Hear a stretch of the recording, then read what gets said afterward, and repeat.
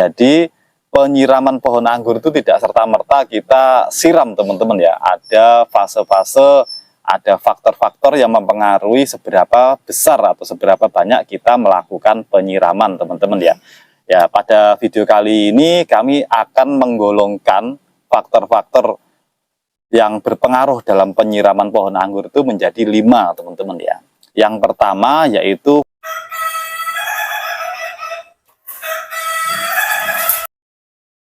Assalamualaikum warahmatullahi wabarakatuh. Berjumpa kembali di channel kesayangan kita, Pak Eko Project. Pada kesempatan kali ini kami mau sharing tentang penyiraman pohon anggur teman-teman ya. Bagi teman-teman yang sudah like, komen, dan subscribe di video kami kali ini, kami doakan semoga senantiasa sehat, mendapatkan rezeki yang berkah dan melimpah, serta sukses selalu. Amin. Yuk langsung saja kita simak videonya.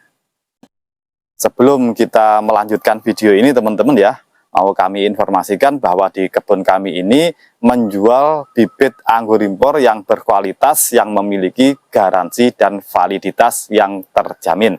Dapat teman-teman perhatikan, di belakang kami ini adalah bibit-bibit anggur impor kami ya, dari berbagai macam jenis, dan insya Allah bagus-bagus bibitnya ya. Selain itu kami juga menjual pupuk khusus anggur teman-teman ya, dan juga kami menyediakan jasa konsultasi, baik dalam segi perawatan maupun dalam segi pemupukan, baik itu skala hobi maupun skala kebun. Namun kami tidak menerima pembayaran secara COD teman-teman. Jadi apabila bertransaksi dengan kami itu harus membayar di depan baru paketnya dikirim. Kalau ada pihak-pihak yang mengatasnamakan kami dengan mau menerima COD, harap hati-hati, itu bukan kami. Teman-teman pengangguran, khususnya teman-teman pengangguran pemula, karena banyak yang mengirim pesan ke kami tentang penyiraman pohon anggur itu sebenarnya seberapa sih Pak gitu. Jadi pada kesempatan kali ini mumpung ada waktu agak longgar teman-teman ya, kami buatkan video tersendiri khusus membahas tentang penyiraman pohon anggur yang kami lakukan di kebun kami ini teman-teman ya. Jadi penyiraman pohon anggur itu tidak serta-merta kita siram teman-teman ya. Ada fase-fase, ada faktor-faktor yang mempengaruhi seberapa besar atau seberapa banyak kita melakukan penyiraman teman-teman ya. Ya, pada video kali ini kami akan menggolongkan faktor-faktor yang berpengaruh dalam penyiraman pohon anggur itu menjadi 5 teman-teman ya. Yang pertama yaitu faktor cuaca atau lingkungan teman-teman ya. Itu seberapa Pak Eko? Bagaimana kok bisa terjadi? Jadi seperti ini teman-teman ya. Pada waktu musim kemarau dengan musim penghujan jelas itu berbeda kita melakukan penyiraman ya. Kalau musim kemarau karena sinar mataharinya bagus, jadi di sini kita melakukan penyiraman yang banyak. Banyak itu seberapa Pak Eko? Nah, banyak itu juga nanti akan ditentukan dengan faktor-faktor yang lain. Jadi teman-teman harus menyimak video ini sampai habis teman-teman ya. Dan pada waktu musim hujan karena curah hujan yang tinggi dan air hujan itu banyak mengandung nitrogen ya, natrium. Jadi penyiraman itu bisa diminimalkan ya supaya pohon anggur itu tidak, istilahnya itu tidak kelebihan air pada media tanamnya. Karena pohon anggur itu sebenarnya suka air kok teman-teman ya. Jadi pohon anggur itu suka lembab namun tidak suka tergenang. Itu faktor yang pertama, yaitu masalah di cuaca. Jadi kita tidak boleh kita apa istilahnya menyalahkan cuaca ya. Kalau kita menyalahkan cuaca itu berarti kita menyalahkan yang membuat cuaca teman-teman ya. Itu sangat bahaya, tidak boleh. Jadi kita harus bisa mengakali bagaimana cuaca itu kita akali, pohon kita tetap subur. Nah seperti itu. Itu faktor yang pertama. Faktor yang kedua itu yaitu media tanam teman-teman ya. Media tanam. Media tanam kita itu apa? Jadi kalau kita media tanamnya banyak mengandung pasir, banyak mengandung apa itu istilahnya sekam bakar yang membuat media tanam itu menjadi gembur, poros sekali, jelas itu memerlukan penyiraman yang banyak. Berbanding terbalik dengan media tanam kalau menggunakan tanah, apalagi tanah liat. Di tempat kami ini tanahnya adalah tanah liat teman-teman ya, karena di sini itu biasa digunakan oleh warga di sini untuk membuat batu bata. Jadi tanahnya bagus untuk membuat kerajinan teman-teman. Jadi tanahnya liat, apabila kena air itu dia itu apa ya, seperti adonan gitu. Namun apabila musim kemarau dia akan pecah-pecah. Jadi perlu penyiraman yang banyak ya kalau pas musim kemarau. Jadi seperti itu teman-teman ya. Kalau tanahnya liat itu ya penyiramannya sedikit. Kalau tanahnya gembur, berpasir, apalagi teman-teman membuat media rekayasa dengan banyak sekam, nah tentu saja itu akan mempengaruhi juga penyiramannya. Jadi akan banyak ya disiram, berbeda dengan yang tadi tanah liat. Faktor itu tadi faktor kedua teman-teman ya. Faktor yang ketiga itu tempat tumbuh ya, tempat tumbuh. Jadi tempat tumbuh di sini di mana teman-teman menanam anggur itu ya gitu. Jadi kalau teman-teman menanamnya di pot tentu saja berbeda kalau teman-teman menanam di tanah langsung atau di grounding ya. Kalau di pot itu kan medianya terbatas ya, entah itu pot ukuran 75 liter, ukuran 50 liter, ukuran 100 atau ukuran 200, pasti itu tetap terbatas ya teman-teman ya. Jadi di sini kalau di pot itu penyiramannya jelas tidak banyak teman-teman ya. Kenapa seperti itu Pak Eko? Kalau kita menyiram banyak di pot teman-teman ya, eman-eman airnya banyak yang terbuang, apalagi sampai jenuh ya. Eman-eman airnya banyak yang terbuang ke luar. Jadi kita itu menyiramnya secukupnya saja. Secukupnya itu seberapa? Itu tidak general ya. Secukupnya itu seberapa Pak Eko? Nah, di sini tergantung dengan yang bahasan yang tadi teman-teman, media tanam ya. Nah, kalau di pot itu kan media tanamnya media tanam rekayasa. Jadi teman-teman sendirilah yang dapat menentukan seberapa sih daya tampung media tanam saya ini terhadap air yang kita masukkan. Nah, kalau teman-teman bisa mengukur ya, semisal teman-teman menyiram itu bertahan sampai 3 hari baru tanamannya agak layu. Nah, seperti teman-teman bisa mengajukan 2 hari sekali. Jadi tidak perlu setiap hari disiram. Dan juga tadi cuaca ya. Karena ini pembahasan ini akan saling bersinambungan. Cuaca di Malang dengan di Surabaya jelas berbeda teman-teman ya. Dengan media tanam yang sama, di Malang itu bisa 3 hari sekali, mungkin di Surabaya bisa 2 hari sekali. Nah, seperti itu teman-teman ya. Itu tentang media tanam. Yang selanjutnya yaitu yang keempat teman-teman ya. Yang keempat itu mulsa. Nah, pembahasan mulsa ini agak panjang teman-teman ya. Jadi mulsa ini dibagi menjadi 2 teman-teman. Itu mulsa organik ataupun mulsa sintetis. Nah, seperti yang saya duduki ini adalah mulsa sintetis teman-teman ya. Ini adalah wet mat yang memiliki keunggulan. Apa sih keunggulannya wet mat ini teman-teman ya?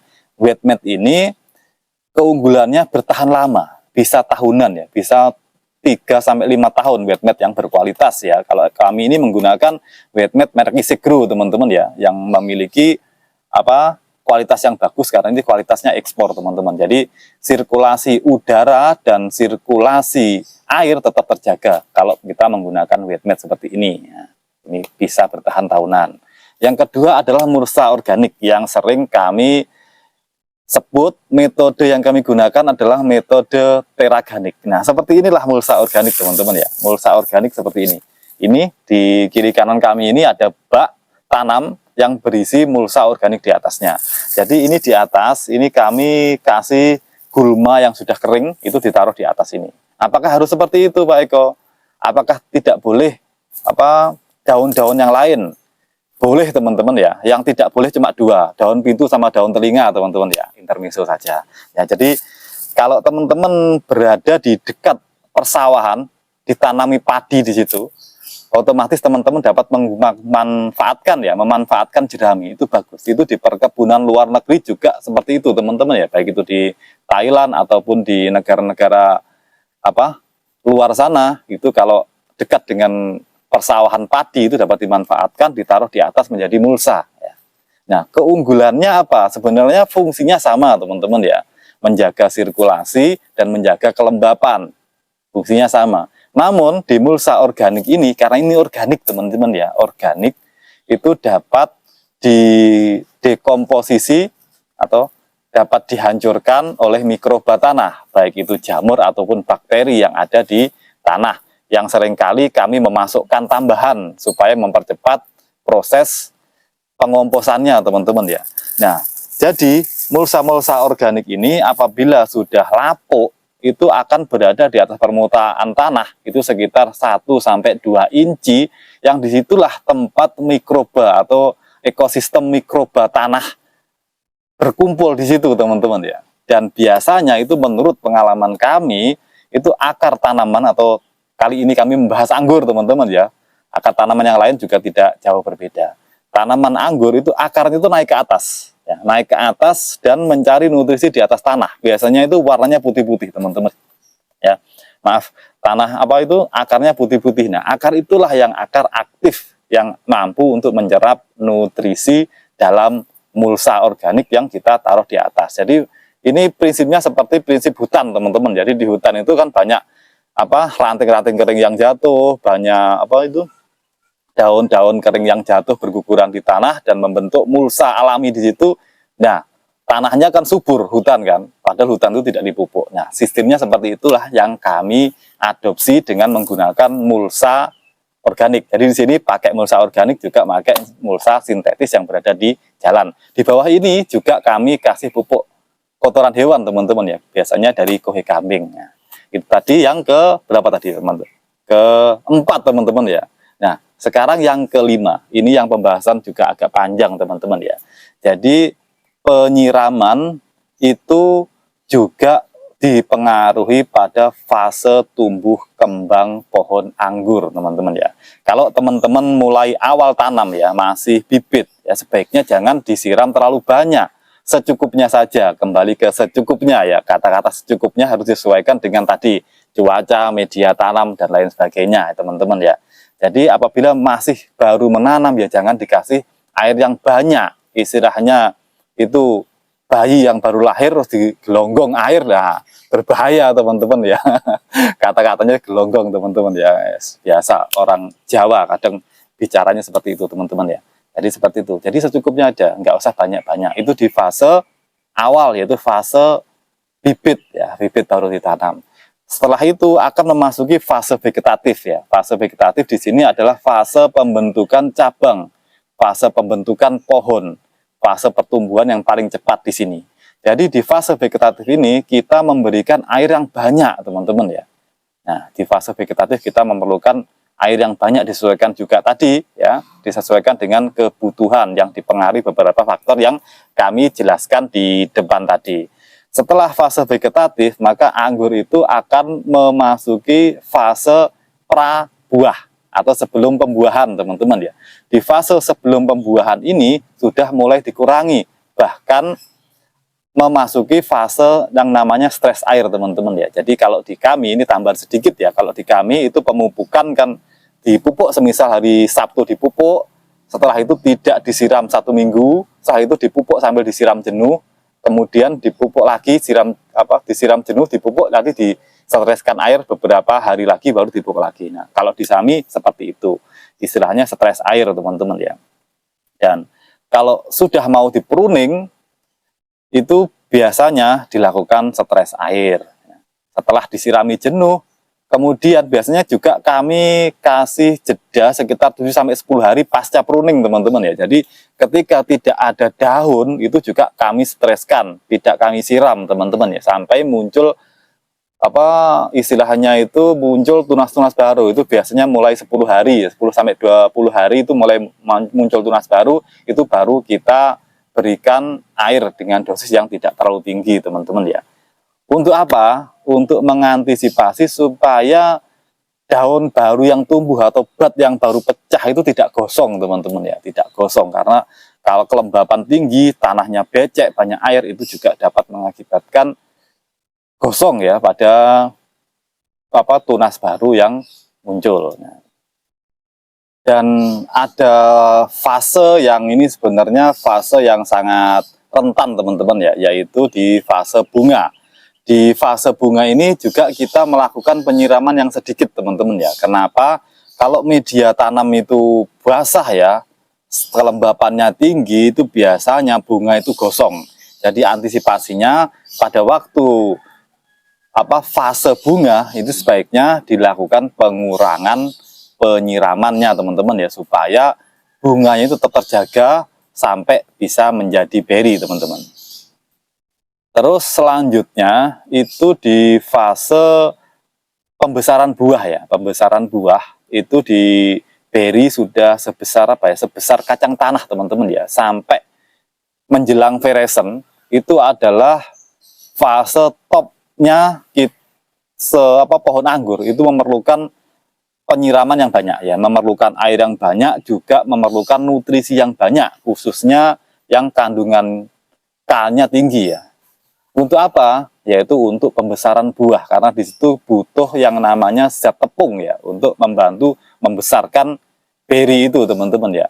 Nah, kapan itu diturunkan dosis penyiramannya, Pak Eko? Diturunkan dosis penyiramannya di saat tanaman buah tersebut sudah memasuki masa feresen atau fase perubahan warna pada beri. Kenapa seperti itu? Karena di fase perubahan warna pada beri ini istilahnya itu kulitnya itu sudah mulai menipis, teman-teman ya. Kulitnya sudah mulai menipis. Kalau kita siram banyak itu resiko untuk crack atau pecah beri di situ, teman-teman ya. Ya. Jadi selain itu juga di fase feresen ini, kalau kita melakukan pengurangan penyiraman itu juga bisa untuk meningkatkan ya, untuk meningkatkan istilahnya itu Brix ya, kadar gula dalam buah.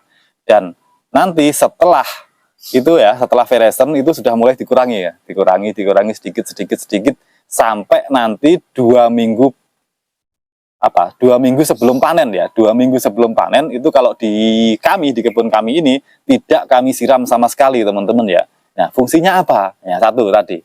Fungsinya yaitu untuk untuk supaya Brix atau kadar buah dalam kadar gula dalam buah itu bisa meningkat, dan nantinya itu bisa lebih manis daripada buah yang media tanamnya itu basah. Ya, contohnya gini, teman-teman, yang sering kita alami dan sering kita lihat di lingkungan kita. Pohon buah apapun yang berbuah di musim hujan, yang pohonnya langsung terkena air hujan, itu biasanya buahnya kurang manis dibanding dengan musim kemarau. Nah, logikanya seperti itulah yang kita rekayasa, apalagi kalau teman-teman menanam anggurnya seperti kami ini, skala kebun di bawah naungan greenhouse itu jauh lebih mudah, teman-teman ya. Jadi teman-teman ya, kesimpulannya faktor apa yang mempengaruhi penyiraman pohon anggur itu ada 5 menurut kami ya, yang kami golongkan. Yang pertama yaitu cuaca, yang kedua adalah media tanam, yang ketiga adalah tempat tumbuh ya, yang keempat adalah mulsa, yang kelima yaitu fase pertumbuhan tanaman. Nah, semoga informasi yang kami bagikan melalui video kami kali ini dapat bermanfaat dan menginspirasi kita semua. Jangan lupa terus ikuti, pantau, serta dukung channel kami, Pak Eko Project, supaya terus berkembang dengan cara like, komen, subscribe, serta share video kami sebanyak-banyaknya untuk menjangkau manfaat yang lebih luas. Sampai jumpa di video-video inspiratif dari kami berikutnya. Salam satu hobi, salam pengangguran Nusantara, petani muda, mari berkarya. Assalamualaikum warahmatullahi wabarakatuh.